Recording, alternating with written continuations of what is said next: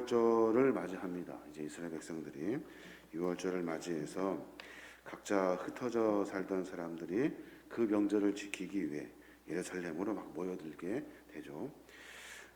그때 모든 사람들의 마음 속에 한 가지 마음을 다 품고 있었어요. 그 마음이 뭐냐면 예수님을 다시 만나고 싶은 마음이었어요. 오늘 보니까 제자들도 그리고 흩어진 유대인들도 오병이어의 기적을 만나고 나사로의 죽음의 기적을 보았던 많은 사람들이 예수님이 다시 오셔서 우리를 좀 만나 주었으면 좋겠다. 또 우리가 예수님을 만났으면 좋겠다 하는 마음이 모두에게 다 그 마음에 있었던 거예요. 그때 주님이 그 많은 사람들에게 찾아와 주셨고 그 많은 사람들에게 선포하신 말씀은 딱 한 말씀이에요. 오늘 24절에 보면 그렇게 기록하고 있어요. 내가 진실로 진실로 너희에게 이르노니 한 알의 밀이 땅에 떨어져 죽지 아니하면 한 알 그대로 있고 죽으면 많은 열매를 맺느니라. 주님을 만나고 싶고 주님을 소망했던 사람들에게 하신 주님의 말씀이에요. 한 알의 밀알이 땅에 떨어져 죽지 아니하면 한 알 그대로 있고 죽으면 많은 열매를 맺느니라 말씀하셔요. 또 주님은 이게 지금 현재 하나님의 때이다 라고 말씀하셔요. 28절에 보면 아버지여 아버지의 이름을 영광스럽게 하옵소서 하시니 이에 하늘에서 소리가 나서 이르되 내가 이미 영광스럽게 하였고 또다시 영광스럽게 하리라 하시니 라고 말씀하셔요. 그러면서 하나님께서 그때 온 인류를 구원하시고자 하시는 그때 영광스럽게 되시려고 영광스럽게 하려고 하는 하나님의 거룩한 그 영광의 때가 된 거예요. 하나님의 아들이신 주님께서 십자가의 죽으심으로 말미암아 모든 인류에게 구원의 길이 열리는 그때, 사도 바울은 로마서 5장 19절에 그 주님의 희생과 그 사랑을 이렇게 설명하고 있어요. 5장 19절에 보면 한 사람이 순종하지 아니함으로 많은 사람이 죄인 된 것 같이 한 사람이 순종하심으로 많은 사람이 의인이 되리라 라고 말씀하셔요. 한 사람이 순종하지 아니했다는 말은 아담의 불순종을 의미하죠. 그로 말미암아 모든 사람이 죄인이 됐대요. 또 한 사람이 순종하심으로 많은 사람이 의인이 되었대요. 누구를 말하고 있는 겁니까? 예수 그리스도를 상징하고 말하고 있는 거예요. 예수 그리스도 그 한 분이 순종하심으로 말미암아 하나님의 때 하나님의 거룩한 영광을 위하여 순종하심으로 말미암아 우리가 구원을 얻게 되었다고 말하고 있는 거예요.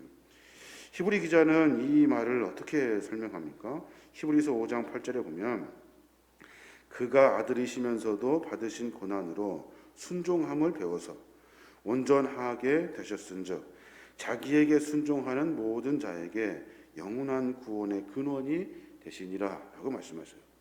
그가 누굽니까? 하나님의 아들이시죠.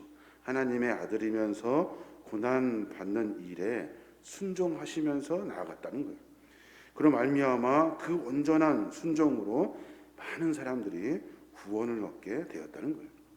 다시 말하면 한 알의 밀이 땅에 떨어져 죽지 아니하면 많은 사람들이 생명을 얻을 수 없게 되는 거예요. 이 땅에 오셔서 죽으심으로 모든 자에게 영원한 구원의 근원이 되어주신 분이 예수님이셔요. 주님의 그 은혜와 사랑, 그 은혜와 사랑을 우리가 분명히 깨달아 알아야 하는 겁니다. 우리가 살면서 한 알의 밀알이 된 많은 이들의 삶의 모습을 보게 됩니다. 특별히 코로나로 인해서 어려움을 많은 사람들이 당하고 있는데 거기에서 의료진이라든지 간호사들이라든지 이런 분들의 참 희생과 수고가 참 여러 가지로 고마운 마음이 들어요. 그 사람들의 수고와 희생으로 말미암아 우리가 이 어려움을 이길 수 있게 되는 거예요.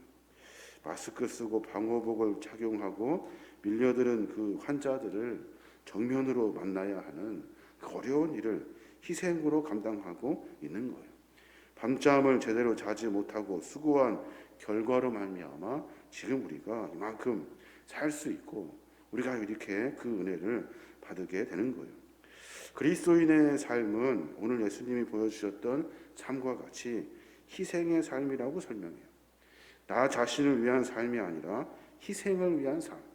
그 희생은 내가 가지고 있는 것을 얻으려고 더 얻으려고 하는 것이 아니라 다른 사람들을 살리기 위해 내가 희생하는 거예요. 한 사람의 수고가 많은 사람을 살리는 이야기들은 참으로 감동이 되죠. 한 사람의 희생으로 여러 명의 생명을 구할 수 있고, 더 나아가서 예수님의 죽음은 온 인류를 살리셨어요. 우리가 주님을 본받아 살아가는 삶의 모습에 우리가 닮아야 할 가장 중요한 모습인 거예요. 그가 죽으심으로 모두가 구원을 받았어요. 한 사람이 죽음으로 말미암아 온 인류를 살리신 거예요. 자기의 희생으로 많은 사람을 살리는 거죠. 오늘 본문 바로 앞에 보면 요한복음 11장에 있는 이야기가 나와요. 그 이야기를 또 하지 않을 수가 없는데, 예수님께서 죽은 나사로를 다시 살리시는 장면이 나오죠. 사랑하는 나사로의 그 죽음을 슬퍼하셨던 주님께서 나사로를 살리셔요. 그랬더니 두 부류가 생기죠. 하나는 예수님을 믿었던 유대인들이 또 생기게 되고, 반대로 예수님의 그 많은 행적을 보고 더 예수님을 미워하게 되는 사람이 생기는 거예요. 그 중에 대제사장이었던 그 가야바라는 사람이 그 이야기를 해요. 11장 50절에 보면 한 사람이 백성을 위하여 죽어서 온 민족이 망하지 않게 되는 것이 너희에게 유익한 줄을 생각하지 아니하는도다 하였으니라고 말해요. 무슨 말이냐면 한 사람이 죽으면 많은 사람이 산다는 거예요. 어떤 같은 의미인 것 같지만 전혀 다른 의미를 가지고 있는 거예요. 한 사람이 누굽니까? 예수 그리스도. 그러면 많은 사람은 누굽니까? 가야바가 말했던 많은 사람들은 욕망과 욕심으로 삶을 살아가는 사람들. 내 욕망, 나를 위해서 다른 사람을 죽이는 일에 서슴지 않는 사람들. 그 사람들이 한 사람, 예수 그리스도, 정의와 의와 빛과 사랑과 은혜를 베풀어 주시는 그분을 죽여버리려고 작정하는 거예요. 누구는 나를 희생해서 많은 사람을 살리는데, 누구는 상대방을 죽여서 자기를 살게 한다는 거예요. 가야바는 자신이 하는 말이 무슨 말인지 몰라요. 자기가 하는 말이 어떻게 되는지도 모르고 함부로 막 말해요. 세상의 이치를 보면 늘 그런 것 같습니다. 누구는 자기를 희생해서 다른 사람들을 살리는 선한 그리스도의 삶을 살고, 누구는 자기 욕심을 채우기 위해서 다른 많은 이들을 죽여가며 삶을 살아요.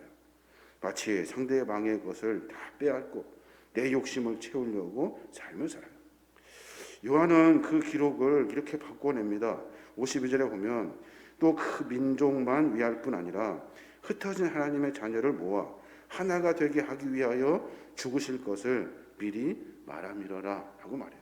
또 요한은 그 이야기를 바꾸어서 그분이 죽으시면 많은 사람들을 살리시는 일에 그 주께서 그 일을 헌신하시면서 하시겠다고 설명하고 있는 거예요.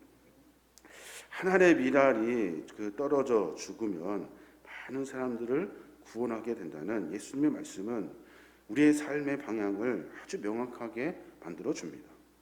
내가 진실로 진실로 너희에게 이르노니 하늘의 밀이 땅에 떨어져 죽지 아니하면 하늘 그대로 있고 죽으면 많은 열매를 맺느니라 하고 말씀하셔요. 우리가 그러한 삶을 살아야 하는 거죠. 주님이 우리에게 보여주신 사랑이 그 사랑이에요. 우리가 뭘 배워야 합니까? 하늘의 미랄이 되어야 하는 거예요. 이 이야기를 하도 많이 들어서 우리가 별로 익숙하지가 않은데 이 하늘의 미랄이 되어서 내가 희생하고 헌신하여서 다른 사람을 살리는 삶의 모습을 살아야 돼요. 다른 사람을 죽여서 나를 살게 하는 것이 아니라 내가 죽어서 다른 사람을 살게 하는 일에 가치를 두어야 한다는 겁니다. 하늘의 밀이 되어야 되는 거예요. 땅에 떨어져 끝까지 자기 목숨을 지키기 위해 사는 미랄이 아니라 썩고 죽기 위해 땅에 떨어지는 미랄. 그 미랄이 그리스도의 모습의 삶을 살게 되는 겁니다. 요한복음 12장 22절 보면 자기의 생명을 사랑하는 자는 잃어버릴 것이요 이 세상에서 자기의 생명을 미워하는 자는 영생하도록 보존하리라 라고 말씀하셔요. 이 말씀 중에 가장 중요한 말씀은 자기의 생명을 미워하는 자예요. 자기 생명을 미워하는 자. 여기서 미워한다는 말은 싫어한다, 그리고 미워한다 이런 의미보다는 포기한다는 말이죠. 자기 생명을 포기하고 단념하고 거절한다는 의미가 들어있어요. 다른 사람을 위해서 내 생명을 포기하고, 다른 사람을 위해서 내 욕심을 단절하고, 다른 사람을 위해서 내가 편하게 가는 길을 거절하는 거예요. 내가 주님을 따르는 제자가 되고 많은 구원의 열매를 맺기 위해선 내 생명을 포기하고 내 욕심을 거절하고 수고하고 희생하겠다는 이 결단, 이것이 그리스도의 삶을 이야기하고 있는 거예요. 나의 권리와 나의 생각과 나의 욕심을 포기하고 거절하는 일은 매우 힘든 일이죠. 평생을 통해서 노력하고 수고해야만 하는 일이에요. 그러나 그 일이 시작될 때부터, 그 일이 시작되면 많은 사람들이 살게 되는 거예요. 주님이 걸어가신 그 길 참으로 어렵고 힘든 일이고, 주님이 우리에게 살라고 명령하신 그 삶의 길 역시도 너무나도 어렵고 힘든 일입니다. 하나님 일할이 되셔서 우리를 구원하신 주님의 거룩한 삶을 우리가 깊이 묵상해 보면, 내가 다른 사람을 위해서 조금씩 희생하고, 내가 다른 사람을 위해서 조금씩 수고할 수 있는 그런 너그러운 주님의 사랑의 마음을 가져야 할 것입니다. 가정에서도 먼저 수고하고, 직장과 일터에서도 조금 더 수고하고 사랑하고, 또 교회에서도 더 기도하고 헌신하는 모습이 우리 안에 있어야 하는 거예요.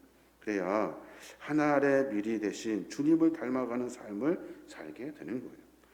오늘 주일을 준비하는 날입니다. 우리가 나를 위해서 삶을 살아내는 것이 아니라 우리가 한 번 더 고민하여서 내 희생으로 하여금 다른 사람들이 조금 덕을 볼 수 있고 또 은혜를 누릴 수 있다면, 우리가 작은 헌신을 조금씩 실천해 보는 것, 그것도 참 좋은 일인 것 같아요. 이게 바로 그리스도의 일이기 때문에 그래요. 가만히 생각해 보면 참 어려운 일인 것 같아요. 자기를 희생하고 포기하고 단념하고 거절하는 일은 참으로 어려운 일이에요. 주님이 그 말씀을 하신 다음에 뒤에 영광에 대한 이야기를 하셔요. 이미 주님께서는 영광스럽게 되셨어요. 이미 주님은 그 영광의 삶을 사셔요. 영광스럽게 사는 삶이 바로 자기를 희생하는 삶이라고 주님이 가르쳐주고 계십니다. 오늘 하루 가운데 그런 작은 헌신과 수고로 말미암아 많은 사람들이 살아나고 많은 사람들이 주의 은혜를 누릴 수 있는 우리의 귀한 삶을 점검해 내시길 바랍니다. 그 삶을 통해서 우리 모두가 다 하나님의 은혜를 함께 누리고 나아가는 저와 여러분이 되시길 주님의 이름으로 축원합니다.